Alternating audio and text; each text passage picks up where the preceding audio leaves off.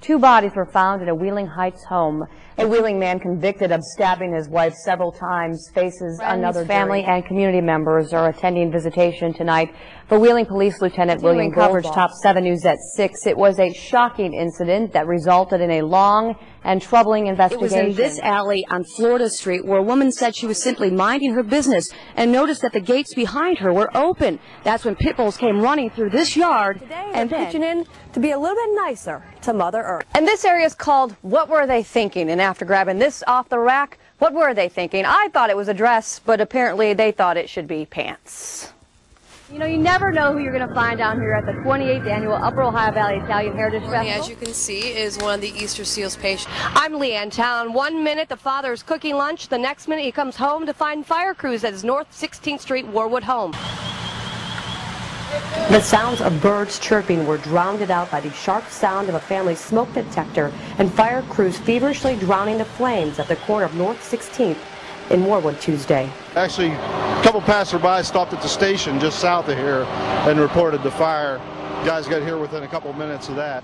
Neighbor Sandra DiSilvestri had just seen the family a few hours before. Saw the state police and stuff had the road blocked, and then I knew something was up, and I come out and come down and seen the house on fire. Soon, fire hoses were weaved around children's toys in the backyard, and blinds were left dripping like candles. From what I understand, the initial report is the family had just left the home, had been doing some cooking lunch for the kids, and possibly left something on the stove. Fire officials say a family with twin toddler boys and a little girl lived at 130 North 16th. Those poor people. They had 3 little kids. Anybody can help them. I'm sure they'd appreciate it. And thanks to the fast work of Wheeling firefighters, nearby homes were not harmed.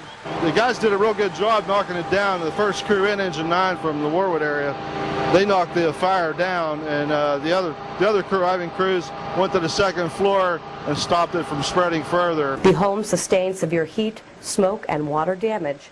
The community is stepping in to help replace lost items. City Manager Bob Herron said that since a pit bull ordinance was put in place 3 to 4 years ago, they really have not had a problem. But he has definitely taken the situation serious. In all my life, I've never seen teeth like that. Mary Jane McKenzie was next to her residence on Florida Street around 7 Thursday night when she said a pit bull named Coco came after her.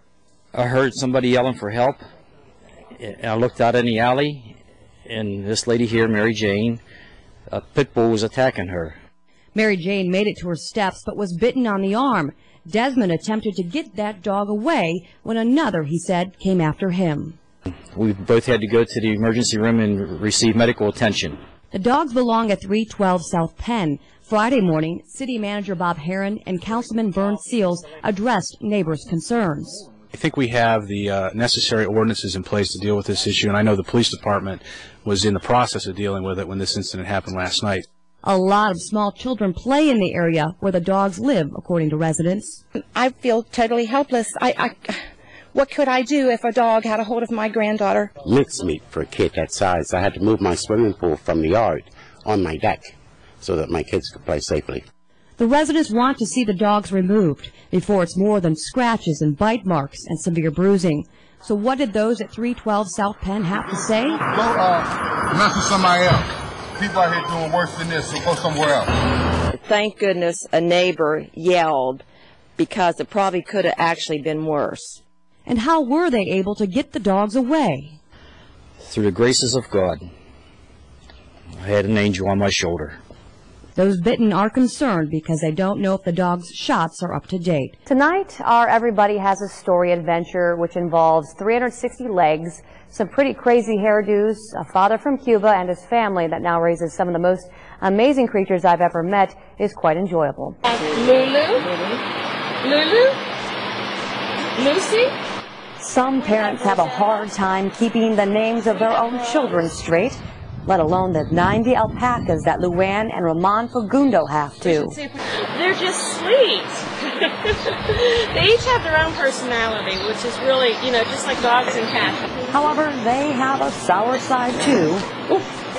They do spit. They don't spit like llamas or camels. Usually their spitting is between each other and we get caught in the crossfire. So why alpacas, you ask? Roughly 12 years ago, the Fagundos bought the Clinton Hills property, formerly a tree farm, and then cleared the land. Raising alpacas was a great fit for the family, a no-kill animal whose fleece you could shear and make a profit from. And the chores, only about 2 hours a day. Chores are we have to clean up around the barn. They have common dung piles, so we have to clean up the dung piles around the barn. We give them some grain, make sure they have fresh hay and fresh water, and we're done. But just like an overheated child, they love the water hose, since their fleece is more fitting for the South American mountain terrain they originate. Speaking of fleece, the Fagundos also have a shop filled with wonderful items made from alpaca, a water-repellent material that's gentle on the skin. How do I look? And how would I look as an alpaca? Would you ever consider naming one of them Leigh Ann? I sure would. Actually, you know what? We have some do, and we will do that. Everybody has a story. And you just heard that of the Fagundos and the Rancho Chico alpacas in Ohio County.